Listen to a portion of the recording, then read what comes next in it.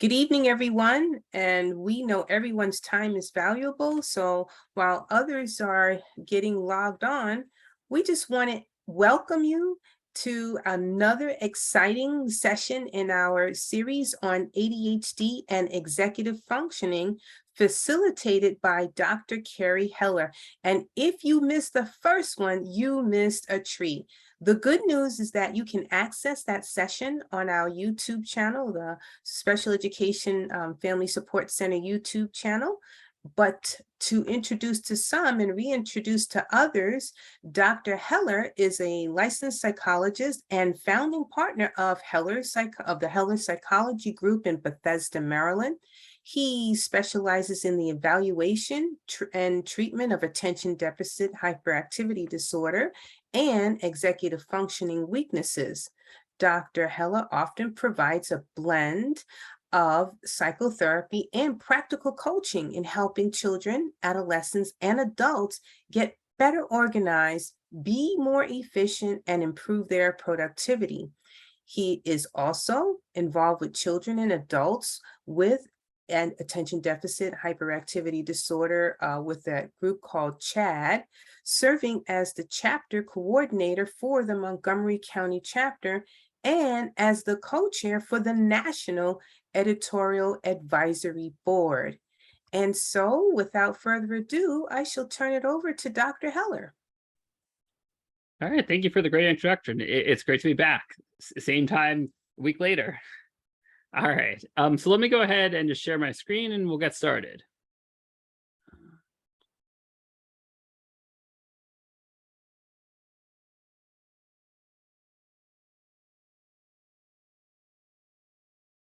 Okay, can everyone see?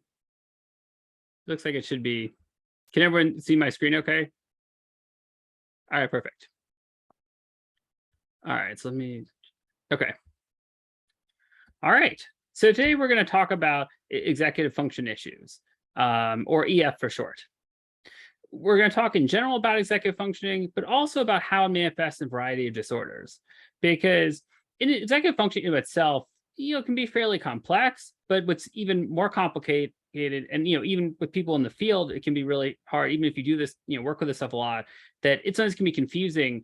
Where does EF sort of, what is it? How does it impact different disorders? How's it contributed? Or how is it it's can be like, I feel like for me, even in various research I've done in terms of putting together articles, books, things like that, I feel like my learning has definitely evolved a lot in terms of understanding executive functioning issues, and at the same time figure out how to best support it and help people with it. Okay. Oops. All right, this is my mouse. There we go. Okay, so I figured, we're thinking about executive functioning. It's especially helpful, we probably say, keep ourselves organized. So we're going to briefly talk about executive functioning. We're going to talk about how EF issues impact different mental health disorders, and then we're going to talk about some tips for addressing executive function issues. So we're going to talk a little bit tonight about how to address them, but sort of for our finale on Thursday, we're going to talk, that's going to be far more practical, with pretty much almost the entire thing being about practical strategies and tools, but we are going to get to some of that tonight as well. Okay. So what is executive functioning? Okay, for those of you that attended the presentation last week, the aspects of the first few slides may be similar. While people's understanding of executive functioning has certainly changed over time, it hasn't changed drastically in the past week. So some of the slides, there are a few parts of the slide may be a little bit similar, but for executive functioning, really it's what's called an umbrella term. So it's not just one skill set, but it's a bunch of different skills that are put together under what together are called executive functioning. So I have them categorized here as behavior regulation, the idea of attention, shifting attention, stopping yourself from acting on your impulses. So for example, if you're, I don't know, sitting, listening to the presentation, and thought pops in your head, oh, I should see if there are any new videos on YouTube. Obviously, there's a video of the presentation from last week, but probably not a great idea to try to watch both at the same time. But the idea is if you have a hard time stopping yourself from doing something because you think about it in the moment and want to act on it, that's issues with inhibiting impulses to do something. Obviously, with attention, sustaining attention or shifting attention. So being able to shift from one thing to another without getting stuck. This is a common thing for a variety of reasons with EF, where people, whether it's taking an exam and getting stuck on a question and not being able to go to the next one, or the child who finishes, let's say, math homework, but can't get themselves to shift from finishing that assignment and then going on to, let's say, English or whatever the other assignment is that's next. Or probably for those of you at home that may have kids with some of these difficulties, I imagine a frustration might be where they're sitting doing something, whether it's reading, playing a video game, doing something that they're enjoying that's fun, and you ask them to take out the trash or do some sort of chore. The act of having to stop what they're doing, get up and do something that maybe seems quite simple, but for them it's quite hard to follow through on. I mean, that's really one of the issues of shifting attention, and that can be at the core of a lot of issues with executive functioning. Emotional control is another piece. So in the same way you shift attention, you also have to shift your ability to not just modulate your emotions, but like stop yourself from reacting a certain way and then kind of regain your composure and move on.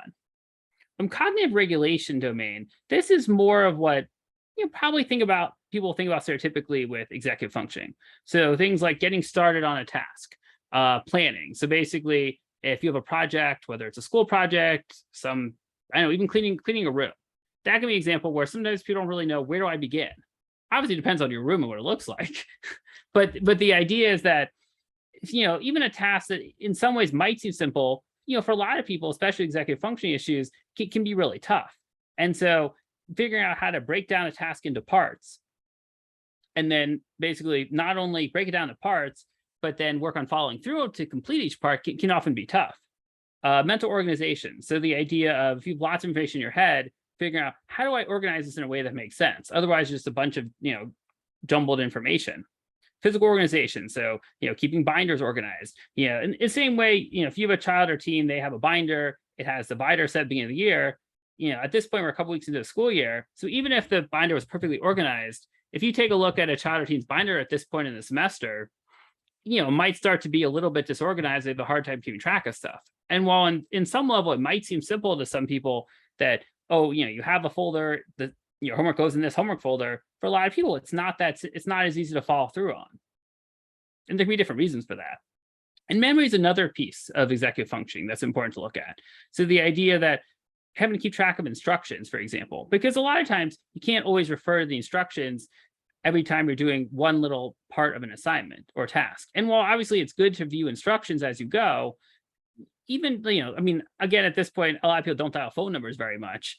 But, theoretically, if you had to dial a phone number, you'd have to, if someone says, here's my phone number, you have to remember whatever the numbers were to type it in, which I'm sure that people still do to some degree, but not to the same degree as, even probably 5 or 10 years ago or longer than that. For those of you that sort of, if this way of organizing the categories of executive functioning seems similar or familiar at all, it's probably because if any of you have had kids that have had testing done, or anyone's in the school system has seen, certain reports, the brief two, behavior rating inventory executive function second edition. It's a self-report parent teacher form that looks at executive function skills.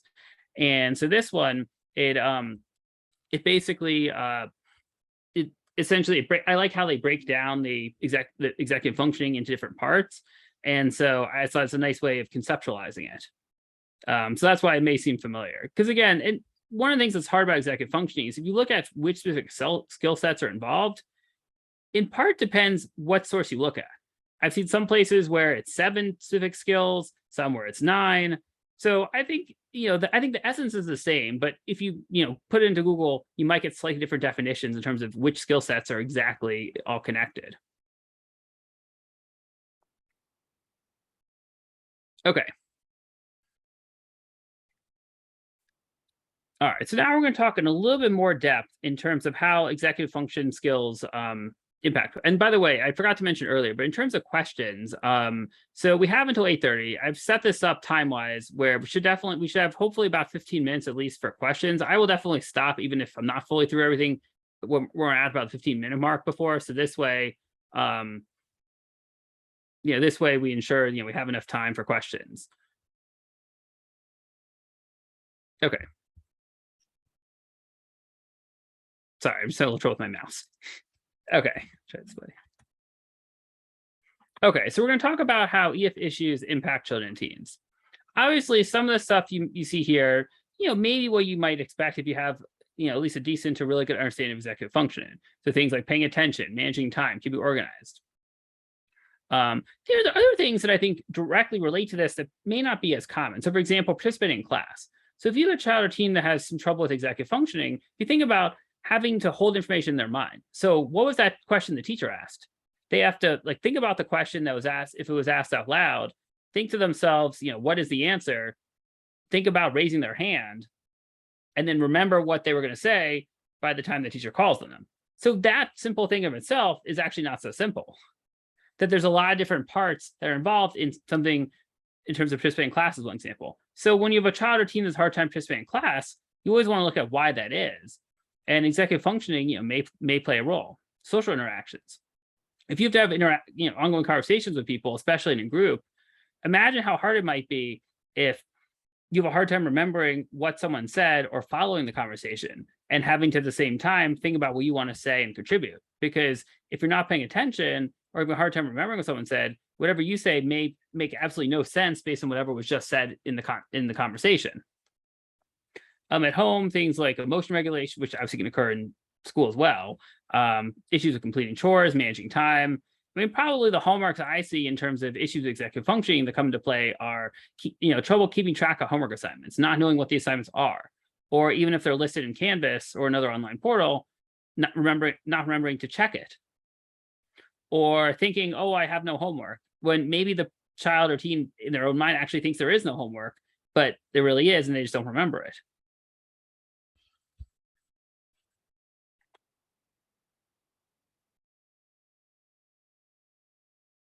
Okay, so a lot of this presentation is going to be talking about some common disorders that impact executive functioning. So ADHD. So this one I'm going to go into more depth with because it's probably among the most common disorders where executive functioning is at play.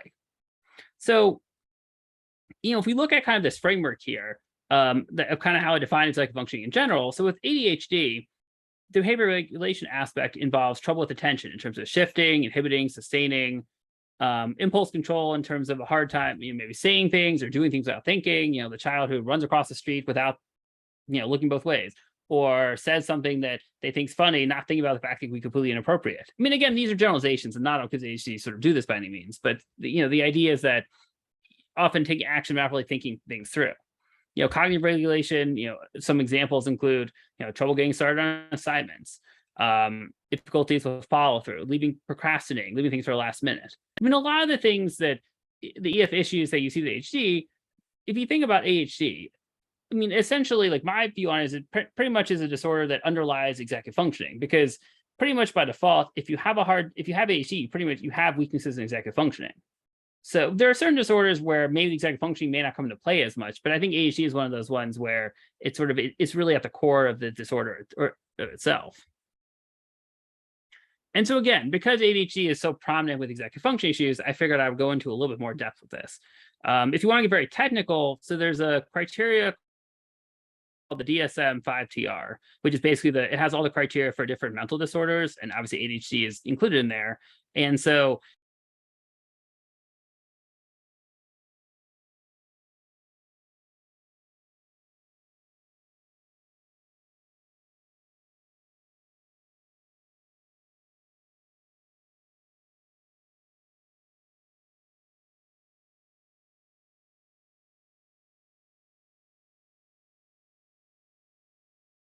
Oh, hold on 1 second. There we are. now we're back. Okay. So, and if you think about it, actually, so right now it took me a sec to think about where I was in the slide and what I was talking about. And so that obviously involves executive functioning, because I had to hold in my mind, what was the last thing I was talking about? In this case, I had a benefit, I had a visual cue. I had the slide in front of me. So I had something I could go off of to look at it, but still I had to remember that I was talking about ADHD and about the fact that what I was going to say is that sometimes the specifier is not always, as meaningful in the context of things, because it's really more about how someone's individual symptoms present and how you support that, rather than if the formal diagnosis is combined presentation or predominantly attentive presentation. Because technically, someone with predominantly attentive presentation ADHD can still be hyperactive and fidget, but they just don't have enough criteria to warrant the combined presentation diagnosis. So my point is that it's, I mean, even with all these disorders and issues we're going to talk about, it's really about how they present as in each person as individual that probably matters the most, because that's how you're going to figure out trying to make things better. Okay, so now we're going to talk about a lot of different issues where executive function comes into play. Some of these may be disorders you've never thought about, have no idea how executive function is even relevant, but it's been fascinating to just, especially as executive functions become more. I mean, obviously the skill set's been around for, I mean, as long, you know, I mean, you look back at history, many years, you know, hundreds of years, but basically the idea of it being more known and like in that context is only been the last probably like 30, like 40, 34 years roughly, give or take a little bit. I don't remember the exact thing, the exact time frame, but it all depends who you ask. But okay, so in terms of anxiety, so if we use the same framework to look at how executive function issues play in anxiety. So anxiety in general often involves worry or nervousness, and so you can have like generalized anxiety as far as, you know, lots of things make someone anxious. Others where it's more specific, like social anxieties, or where the anxiety is primarily in social situations. But, you know, in general, so if you think about how attention plays a role in anxiety, so someone that's a hard time with anxiety in certain situations where they're anxious, they may lose focus easily and have trouble concentrating. So even if you think about, remember how ADHD, one of the common symptoms is trouble focusing. So what we see here is with anxiety, you can actually get the same issue with trouble focusing. So one, this also means that, you know, it's not as simple as someone might think sometimes to make these diagnoses, because especially in kids, even with adults, there's so much overlap in symptoms. And, you know, this is where executive function comes in too, and that you can have the same result of trouble focusing, but the question then becomes what's causing it. With anxiety and impulse control, you know, sometimes when someone's anxious, they may do things without thinking because they're nervous. And so they have a harder time kind of those constraints that normally might be there to say, I'm going to think about this, sort of go out the door, and they act impulsively. I mean, on the other hand, sometimes with anxiety, because there's so much worry, there's also a lack of action too. So there can be so much worry that they're so anxious about doing something that they don't end up doing, you know, anything related to it. But obviously, at the same time, sometimes that can result in also impulsive actions out of nervousness too. In terms of emotional control, you know, certainly, like, and this is if you think about it from like a school perspective with children and teens, you know, one of the things I see quite a bit with anxiety is you have a child or teen who gets home, they, you know, have a lot of homework to do, and they get really anxious and overwhelmed because they have a lot of homework to do and have a hard time starting. So the question then becomes, are they not starting because they're anxious and they get overwhelmed and they shut down? Obviously, if there's ADHD, it could be more of a trouble getting started to begin with. That doesn't necessarily have to do with anxiety, but this is where sometimes these subtle differences between looking at what's going on. So if you have the situation of a child being overwhelmed and shutting down, the question is why? And is it that they feel anxious or nervous? Is it that there's some sort of other issue going on? Or sometimes there can also be a combination. It doesn't have to be anxiety or ADHD or any of the other things we'll talk about. It can be lots of things together that are kind of snowballing to make things really not as good, not that great. But in terms of cognitive regulation with anxiety, so certainly there can be a hard time, as I said, getting started due to being nervous. Planning can also be hard in that there could be so much nervousness with getting stuff done. And you're sort of, because anytime, whether you're anxious, depressed, anytime there, even lack of sleep, anything that's impacting your cognitive functioning. So the idea of like how you can think about things or do things, you're not going to be functioning optimally. And so being able to like think as clearly to make a plan of what to do and follow it is going to be harder. I mean, and again, like just because I imagine probably being really tired and not getting enough sleep is probably something that I imagine most of you on here can relate to at some point, maybe currently. But think about like when you're really tired, that you're usually not going to focus as well. Your response time to do things may be slower. You maybe make mistakes that are, really just you would not have made if you were sort of more awake. So the idea here is really to just the idea is that anxiety really can impact things a lot. Same thing with the follow through. You may be more frazzled. Someone may be more frazzled, have a hard time organizing things. Same with physical organization. If you're really nervous, it may be hard to keep track of stuff. So you may be more likely to lose things. And also, if you're really nervous, you may have a hard time remembering things. And this is where the working memory comes in with executive functioning, that if you have a hard time keeping track of information that you need and you're really nervous. Like, for example, if I was super nervous when I was doing this presentation tonight, I might have a hard time remembering what I was going to say, even if it had been rehearsed a lot. The good news is I've done enough of these presentations that I definitely don't usually feel that nervous anymore doing them. But there's always that time a little bit here and there. But in general, the idea is that certainly if you're really anxious or nervous about something, the memory can make it a lot hard. You can have a harder time remembering things. Okay, so now we're going to go to depression. So with depression, again, as you can see from the slide, there certainly are some similarities. So losing focus easily and having trouble concentrating. What does that sound like? That certainly can sound like ADHD. It can certainly sound like anxiety. With impulse control, talking or doing things without being able to think carefully. In depression, again, sometimes, if someone is really depressed, they may not really be able to do much. And so there may be that same thing where you're paralyzed by the anxiety, but on the other hand, there can also be the not being able to think as clearly and just doing things impulsively. Emotional control, again, getting upset, angry, sort of just because of how you're feeling. Cognitive regulation, it can result in, lack of motivation, not wanting to get started, trouble kind of breaking down tasks into parts, getting through things, difficulties in mental organization. If you're feeling really down, you're not functioning optimally, it's going to be harder to remember things. Physical organization. If you look at a lot, when people are very depressed, a lot of times, the rooms are messy and they're really disorganized. Obviously, there could be other reasons for this organization, but if someone was functioning perfectly fine before and then suddenly they start to become very disorganized, sort of issues of mood can be one possible reason for that. Same with working memory. If you're really not feeling very good about stuff, it's gonna be there's gonna be a lot probably going on in your mind, which is gonna occupy your attention and make it harder to remember things you need to remember.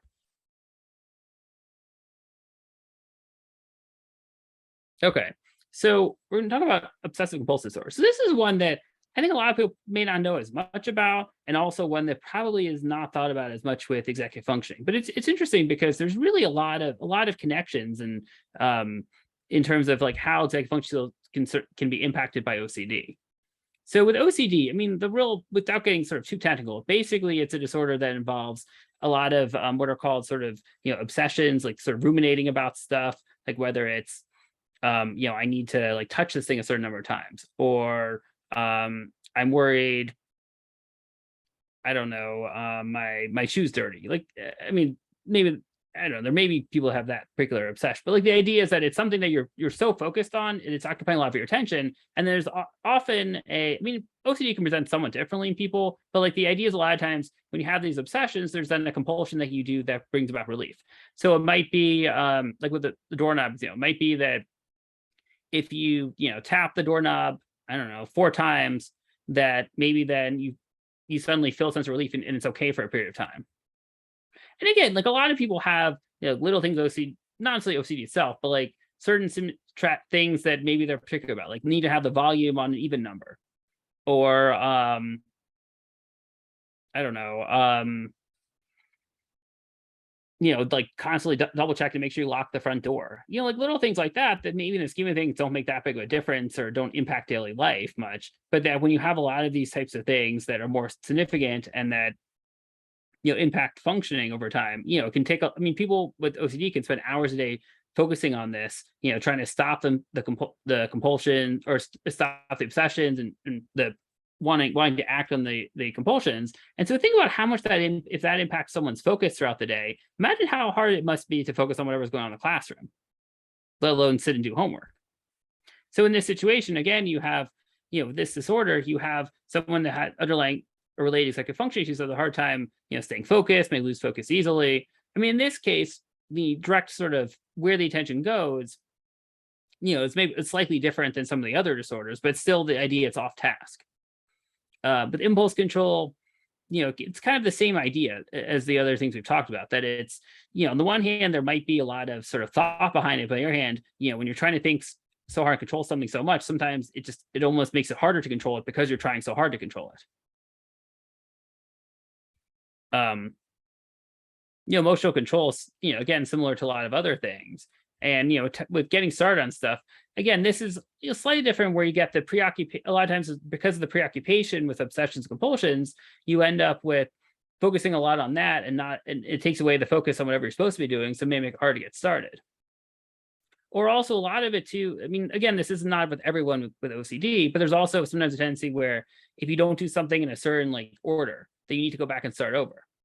So for people that have that particular issue, that makes it especially hard time-wise, because then you have to keep going back through the same thing over and over again and do it the way that you're comfortable with.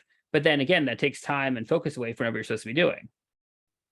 I mean, this is also one thing that's sort of really sort of helpful to be aware of when you're thinking about trying to help someone with executive functioning issues, that you also really need to understand. And again, another reason why you really need to understand what's causing them. Because if someone's having a hard time, let's say getting started on homework, and you set up a very rigid routine with them, in theory, it probably could work well. But if someone becomes so fixated on a routine and having to sort of have it be perfect, then they may focus a lot on getting the routine perfect rather than actually getting to the point where they can get started on the work. So again, you just have to understand individual differences and what's causing the EF issues in order to sort of most effectively make them better.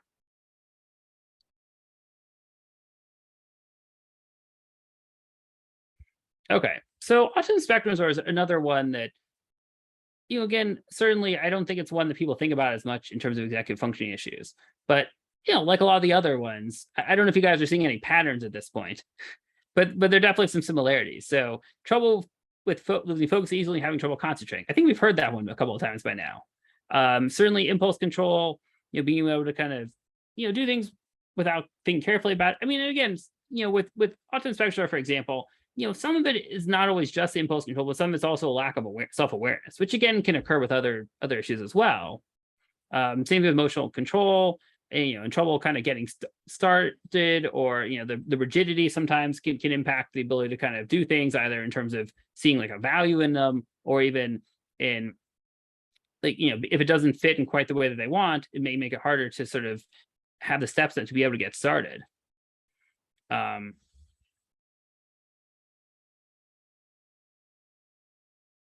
Okay, so now we're going to talk a little bit about learning disabilities, just because again, that's another one that certainly I think there can be a bit of an overlap with or a lot of overlap with executive function, but again, it's not something that I feel really gets talked about that much. Is that so? And again, some of these may vary, because with learning disabilities, for example, there are different even subtypes within reading. It could be issues with reading speed or reading comprehension, and so the slides are kind of general here, but again, this may not necessarily apply to everyone that has this particular disorder. But attention, losing focus easily and having trouble concentrating when reading. Again, this is more specific to reading in this case, but again, it gets to this idea that if you have a hard time with executive function skills and reading is an issue, you're probably going to have, it certainly can impact things with trouble with reading. There may be some impulsivity in terms of reading words by guessing. I mean, one of the things I always find really interesting doing testing is that if you look at someone's ability to read real words versus fake words, real words, they're sight words. So some people may recognize them, and if they guess really fast without actually reading carefully, they're obviously getting it all wrong. With ones that are not real words, they really, I mean, they could guess, but there's more of a chance they're going to have to take the time to sound it out. So in some cases, that's one way I find just it's useful to kind of look at how often someone might be guessing versus really trying to sound out the words. Again, emotional control with this particular one, may come into play, but it's maybe one of the ones where it may not necessarily be as relevant in of itself, unless there's some other stuff going on. Certainly, issues with executive functioning come into play in terms of getting started on stuff if it's tough, or planning. If you have a hard time with, if it takes you a really long time to read, it may make it harder to want to follow through on doing the reading, or maybe really hard to kind of make it very fatigued, and maybe hard to kind of plan out steps and follow through and stuff. Working memory, if you have a hard time with remembering what you read, then that's going to make it difficult when you have to then take the information you read and apply it to answering questions, or writing an essay or something on it. And again, like executive functioning stuff, especially learning disorders, I think it can often be there, but it may not be quite as prominent as some of the other disorders we've talked about. Okay, so a learning disorder in math. And again, so these are sort of a generalization, so this may not apply to everyone that has a learning disability in math. But again, trouble focusing can occur. Issues with calculating answers and maybe answering things impulsively, or also having a hard time organizing, like especially when it's multi-step problems, having to follow each step. So maybe that you kind of understand what to do or actually understand the steps, but in the moment, lose track and forget a step. I mean, like a word problem is a good example, where if it's a multi-step word problem, a lot of people that have underlying EF issues may basically do a couple steps of the problem, but skip one, and then they end up with the wrong answer. And working memory is especially important in math, because think about, depending on what kind of math they're doing, having to remember basic, arithmetic facts or formulas when you get into more advanced math. So having to hold that information in your mind to remember what formula you should use in the first place, but then also to substitute things in and know what you're substituting in, like algebra and other things, for example, there's a lot the executive function under of these, all relate to really executive functioning. In terms of writing, I mean, this one, I think even more so than the other two, I think, something I see a lot really connected to executive functioning. Certainly, if you have a hard time organizing ideas, putting thoughts into writing, it's going to make, certainly you can have trouble concentrating. You can really lead to a lot of issues with organizing ideas. I mean, this is where sometimes it can be hard, because if someone has executive function weaknesses that, maybe are attributed, let's say, to ADHD, sometimes, that can in itself impact writing. And so it becomes a question of how much of an impact is it?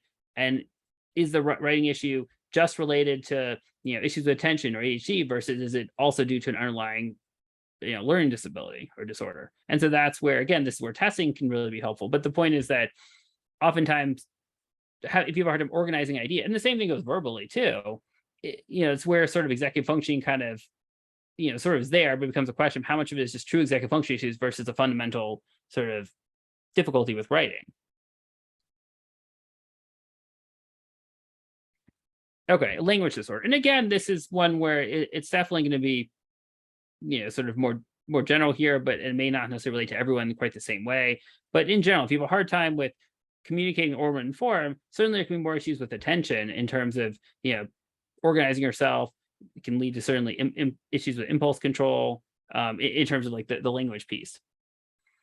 In general, like emotional control, while it's not maybe directly related as much to language itself, certainly you can, if people have a hard time, if they get frustrated easily or overwhelmed and have a hard time communicating, then they can lead to some maybe avoiding social interactions or shutting down more easily. But again, also, if you think about it, if you have a hard time with, remembering information, paying attention, you may also misinterpret stuff too. So it could be that, someone says something that maybe you find really offensive, but, you missed something that maybe explained that it wasn't actually directed at you or didn't have anything to do with you, or some other reason that would maybe make it not quite so bad. Okay, so one thing I do want to just make very clear, because I've definitely seen this sometimes, written online or reports in other places. So executive function disorder is or sometimes executive functions are referred to as executive function disorder.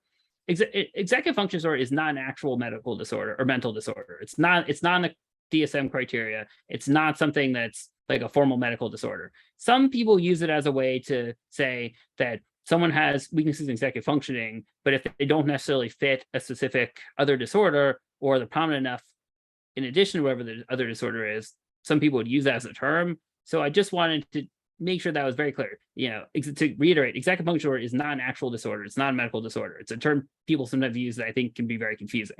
And it's not a particular term I like to use. But again, the other thing too is there can certainly be times where people have some general weaknesses with EF, and it doesn't always have to be due to another disorder. A lot of times it is, but there can certainly be times where someone, has some of these, mild issues with organizing, planning, and, sometimes they just, haven't learned the skill. And again, this is really supposed to be based off of what's age appropriate. So obviously expecting an 8-year-old to sort of have executive function skills of an adult is not realistic. But so the idea is that when someone has some of these issues with organization, time management, and there's no other kind of identifiable reason of why they're occurring, then, sort of you can just, sometimes people may say that they have some weaknesses in executive functioning, but it's not in itself a formal disorder. I mean, no matter how you sort of capture it in terms of whatever the narrative like term is, still it's really about what is this person's presenting issues, and what do they need to make it better, and then taking that a step further to figure out making that better. Okay, so I've spent a lot of time talking about executive function issues and tying it to a variety of disorders. I'm curious though, does anyone have any specific disorders they can think of where they really don't think executive function skills come to play at all?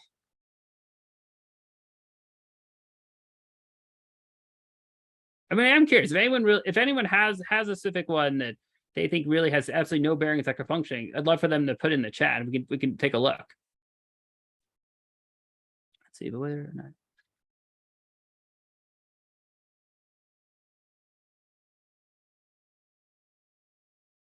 Okay, so someone made an interesting comment that about whether or not EF is considered an actual medical disorder is entirely dependent on what the psychiatrist who write the DSM decide is or is not a medical condition.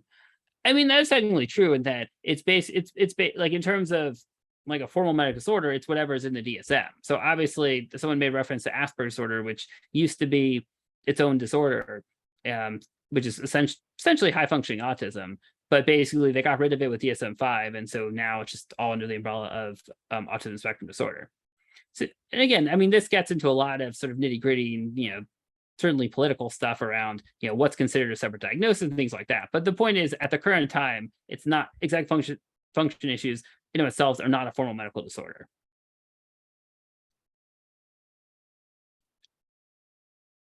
All right, I guess there were no one that came up with any particular disorder that has nothing to do with executive functioning. Either it's a sign that there really is no other disorder anyone can think of that has no bearing on it, or no one felt comfortable enough to share any thoughts they had on a particular disorder that they don't feel like fits that. Okay. So I'm going to talk briefly just about some basic stuff on treating it. Again, in the presentation on Thursday, we'll get into far more depth with this.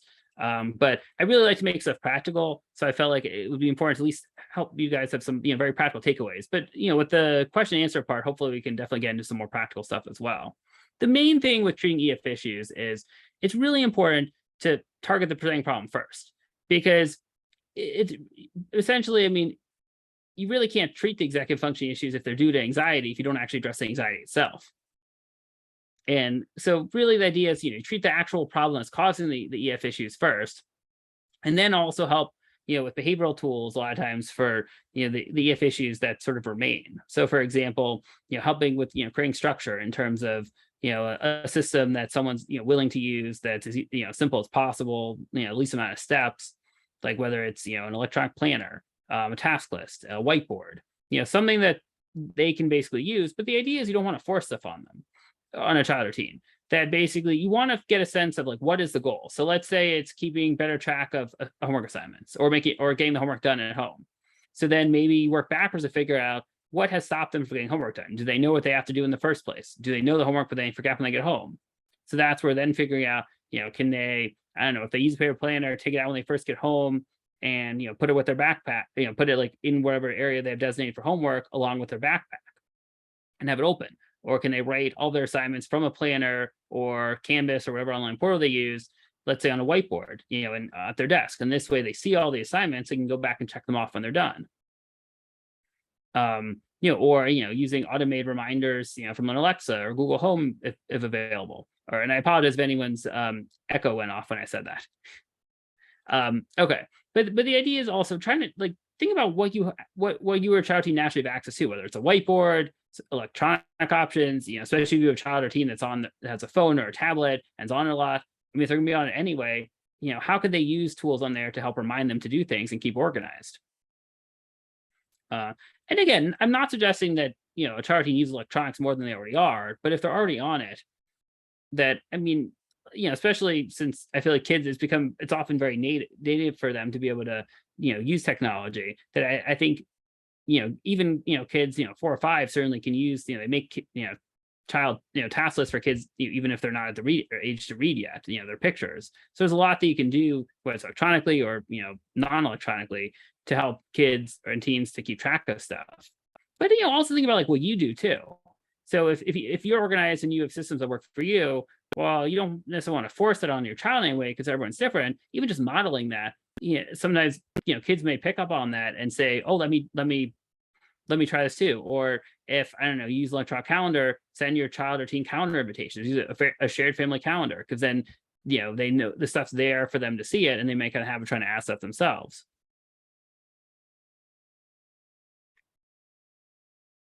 Okay.